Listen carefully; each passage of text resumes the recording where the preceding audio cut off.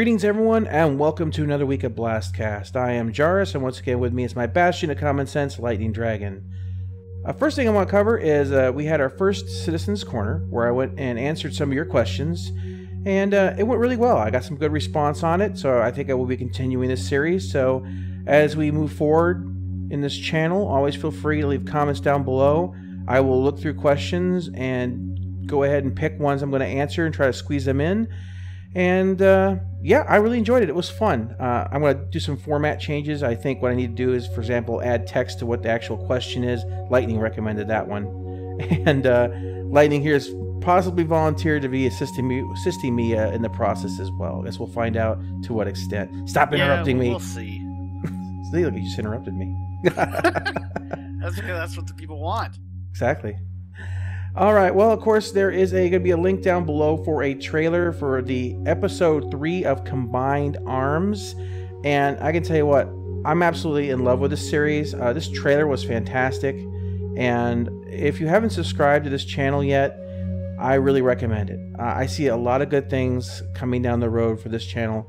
And it kind of makes me a little bit jealous. I don't have those kind of skills to program something like that. Well, I could learn it. I just have never actually learned it. Yeah, and a year later when the game's actually released, hey, I learned all these really awesome movies. Oh, the game is done? Oh, I tell you what, I mean, I love things like that because it only promotes the game. It gives something the community can kind of get an idea of the overall vision. Yes, Combined Arms is really becoming one of my favorite fan-made series out there. And congratulations, guys, you've really come up with a winner. Well, this week, I would like to start by talking about Around the Verse first. And of course, this episode was a large part of it was about bug testing, and I'm going to run some of that footage in the background here, kind of intermingled with my latest experience in Star Marine. And I had some weird bugs. I had a request to put some Star Marine footage in there, and for the entire time I was playing it, I'd have this situation where I'd start shooting at somebody and it would spin my character like 180 degrees around and look at the floor or look at the ceiling or whatever, and it was making it impossible to control. I'm kind of curious, and you'll probably see this happen in there. I'll like jump up on something and suddenly my character will just pirouette, and you're like, it was the most confusing thing. I had 26 ping and I couldn't keep anything on focus. Ballerina Commander. It was weird. So if any of you ever experienced this particular bug, let me know down below. I don't know, maybe before I report it, I'm kind of curious to know if it's actually just I was having some weird ping issues or lag issues, or what you think it might be. And of course, they went over more of the lighting effects, the lighting group system. I tell you what, when I look at this, I have to honestly say, looking at what they've done here and how they can modify these lights, I think CIG has possibly come up with the best lighting system in the industry. They've refined it. They have reduced the amount of lights that have to be processed, and it looks gorgeous. I mean, it doesn't seem like there's any limits to this. And you can go anywhere from fully lit, happy environment to the scary, Ridley Scott aliens kind of environment. And it is, oh yeah, it's amazing. Good job, guys. Very cool. They showed off some of the new concepts of the upcoming ground weapons. These are looking actually quite amazing. Some of them look like, and I don't know if some of these were actually alien weapons, but if not, they look like they actually had alien tech intermingled with them. They did talk about Vandal weapons being created, so it may have been a preview of one of those weapons. It's possible. Now, here's a really interesting one. The Spectrum, there's going to be a Spectrum app that's going to be added into the Star Citizen game engine. That's going to allow you to do party formation and other kind of applications like that. What I'm interested with that, when they're talking about that, if they're able to pull off some sort of Spectrum pseudo app inside the game, I would love to be able to access things like the forums in the game. You go up to a screen and you access it, and you can actually browse. I don't know, maybe I'm asking too much, but that would be amazing. Anything that brings the game. Like they talked about, they want to have it so that you can use Spectrum to talk to somebody in the game. So why not the forums as well? I don't know. Maybe I'm just reaching for the stars there. But man, I'd love that. I really would love that. I think if they did it within the, I hate to use this term, the immersion of the game, like the forums they exist in the real world, right? So if you want to look at this as a separate entity, you couldn't have them in the same place if you wanted to keep immersion in the game, because they'd be like, I'm gonna go to the forums, and then blah blah blah is broken, or hey, we're gonna translate all this into Korean or something, and that'd be like very immersion breaking. So I don't see them adding like all of it, but there might be like a quote unquote like in character section, like a news feed, like things going around around the verse that's being fed through like a news forums. Yeah, so you might be able to like report something like, oh, I found a pirate den here and stuff, and you can log into like the in-game forums, and I would hope that players outside the game would be able to read that as well. Now, I'm not against like limiting posting, but it would make sense that you could read that while off the game, but maybe not allowed to be posting unless you were like in the game. Yeah. I mean, I'm excited about the prospect. Spectrum, while it does have a lot of bugs and does have a lot of issues right now, particularly with mobile phones, my smartphone, Android in particular, sometimes I have issues with the way that when you type, sometimes it has little bugs and little weird little errors. It's getting better though. Obviously, their iteration's getting better with every build. And man, I just look at this. I'm excited for it. I was excited a long time ago when they talked about the ability that you could go ahead and do voice on Spectrum through your phone, talk to somebody in the game, and then coordinate, even do things like set up fleets and stuff like that from outside. I mean, that's awesome. There's a lot of people out there, they got busy lives, but they still run a guild, and this is a way for them to do that without having to relegate or delegate a lot of powers to people. They can take more direct control, and I love that. And this is a great thing. I think Star Citizen is going to really innovate on this, and if they do it well, this could be another source of income for them, basically to sell this technology off to other game companies out there who want to go ahead and use something similar to bring their games really and the communities, of course, to life. Well, they went and showed the Levski landing zone. They have really, and I can't say this enough, the artists in this game are phenomenal. Yeah, occasionally you get something that it looks a little off or whatnot, but every iteration, like from the guns and the buildings out, even the Levski landing zone, the way they've gone back, and they said, you know what, we've got ground vehicles now. We've got the Ursa rovers, and we're going to go ahead and make sure there's places for them to drive. We're going to make sure that there's garages they can park them in. And the way that they smoothly transition everything, when you look at something like this, it's breathtaking. I have to give nothing but absolute kudos on that. What did you think of the base? I think all the planet stuff is looking amazing. I can't wait for 3.0. Oh yeah, and right here, and I'll go ahead and drop it in. There was a scene where he's walking around on the planet, and there's a new song from, I guess, Pedro Camacho, and they cut into this music, and it's gorgeous. Now I'll go ahead and let you listen to that real quick.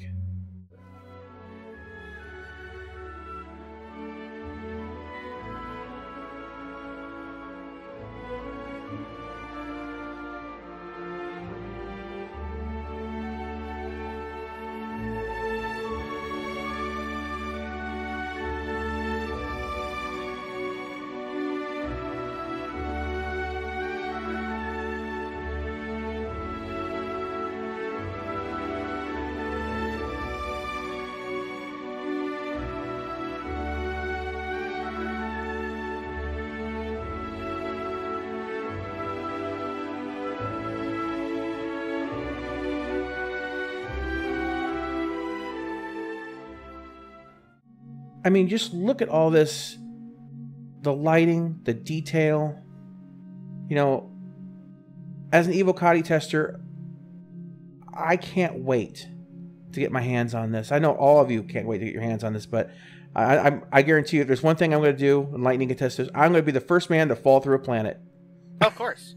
That's my It might be the very first thing you do after you get out of your ship. You'll be one small step. Oh God, no! every game, the planet's cold. He can attest that every game where we walk around something, I find a way to fall through the planet. Yep, fall through the map. I am the master. No one can stop my. Though there's a new thing in ESO, I teleported into the ceiling and then fell to my death. That was interesting. That was a good one. I will give you points for that. So yeah, then of course we moved into the subscriber town hall. Now, one of the great things they talked about here, and we just got a couple points. The Banu Merchantman is, when they looked at it, what they're going to have to do to make it work is going to be about the size of the Polaris. So for those of you who own this ship, awesome stuff. You're getting something that was basically the old Idris size, current Polaris size, for the price you paid for it. Talk about a bargain. You guys got a hell of a deal. And you know, I thought about the that just reminds me of something. 2 words: loot pinata. That's a big pinata. No, but the thing is that, you know, with the, I debated it a long time ago, getting the Banu Merchantman. But you know, thinking about it, I went with the Hull C because it requires less crew. But one of the things I hadn't considered until just recently is where the Banu Merchantman, besides the whole, well, it's part and parcel of the fact that the Vanduul just don't attack the Merchantman because of the way that they interact with the Banu, which means that the Banu Merchantman very possibly could offer up transport shortcuts that no one else is going to be able to access. They're going to be able to maybe cut through a Vanduul space where everyone else may have to jump multiple systems around something to get to the same location. So depending upon what you're shipping, depending upon where you're going, the Banu Merchantman could actually end up really being a top-notch moneymaker, even with the extra cost of having the additional crew. I believe one of the reasons with the information were presented at the time, because you consult me on a lot of things, and then sometimes you just like, oh, I'm just gonna get it anyway. It's like, okay, well, whatever. But I think one of the impulse buying is my power. Yeah. One of the factors. I mean, this was like what, a year ago at least when it was on sale last time. Yeah. Yeah. So at the time they were showing it, it was like, oh, it's gonna be, you know, yay big, and while it may not have as much cargo as like X ship or Y ship because of, you know, the reason it's kind of like, it's like you're flying a mansion. Yeah. But one of the things is, like, if you had to buy parts for this or get it replaced, I mean, you might be on a pretty long waiting list, even if you had LTI, just because of the rarity and now especially with the size, because I imagine size is going to be a big factor in like how fast you can get ships replaced. So hopefully they do it justice and give it some, maybe not overwhelming firepower, but definitely some heavy duty shields and armor. Yeah, no, yeah, I agree, and that's definitely another factor. Like the Hull C would probably be much quicker turnaround time on replacement. More of a generally mass-produced ship. As they said, you know, these Banu Merchantmen, a lot of them are passed down from family to family, and the Banu are very much just about, as they said, like, oh, it's a Banu, it does a certain function. They don't really care so much about who made it or where it came from. They're not interested in the whole Ford and Chevy thing. They're like interested in like, hey, it's a Banu, it works. So it's a Merchantman, it works. So that's all they're happy about. So, but yeah, with the rarity of parts when you're dealing with repairs and stuff like that, yeah, I guess that's definitely a factor. But once again, if you factor in that it may not get attacked as much by alien races or NPCs, just because the fact that it's a Banu Merchantman, it's a balancing factor. It really is. So yeah, I think that looking at some of these pictures, you know, it is absolutely, it's coming along, and I'm really excited to see the first one out there. I don't own one, but the second someone puts one on a platform, I'm running for the entry ramp. I'm gonna get some footage. All right, well, I guess we'll kind of wrap everything up, talking a little bit about the Banu Defender. And there was, of course, some changes made due to the community's feedback. They did actually get some clarification a little bit on, you know, the Tavaran shield. Basically, of course, the Tavaran shield that comes with the Banu Defender is going to take ballistics into account. What we don't know a whole lot about is there's several different ways you could go about this. You know, as you know, right now there's ballistics penetration. While it's not something that I think is a good mechanic, we'll just keep running with it for, of course, discussion. So, you know, as shields get weaker, the ballistics are supposed to be able to penetrate more.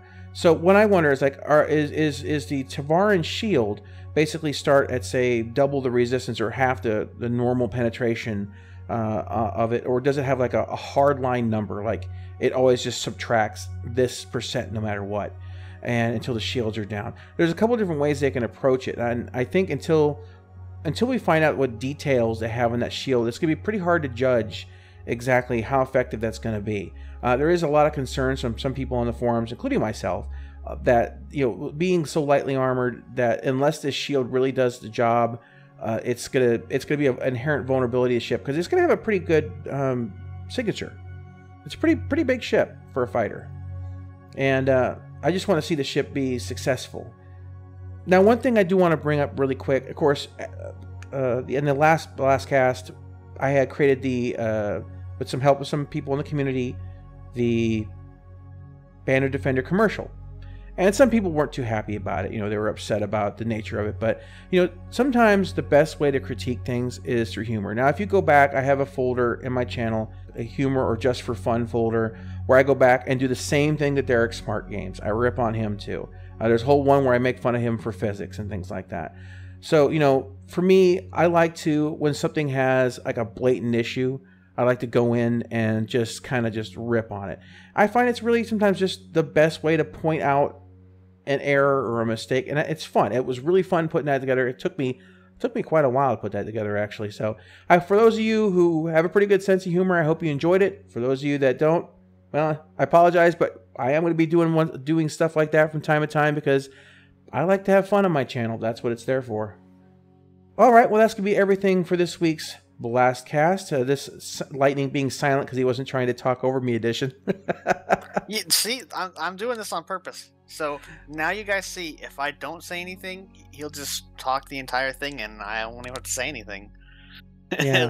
it'll be like a guest star, and I have like 5 lines, and then I'm done. He's sitting on the couch, you know, like a Johnny Carson show or Tonight Show or whatever. He's just sitting there. He's oh crap, what was his name a long time ago? Ed McMahon. Hey-o. Oh man, I'm old. No, the wrestler guy who owned WWE or WW whatever it was. Oh, that's Vince McMahon. Okay, they're similar. All right, guys. Well, leave comments and questions down below. I will go ahead and sort through those, and we'll go ahead and do another Q&A session. Anything that comes across your mind, anything that you've noticed, anything you have concerns about, and we'll address those as best we can. Thanks for listening to this week's BlastCast. We'll catch you next week. Say it, Lightning. Oh, you waiting for me? Yep. Say it. Bye-bye. There we go.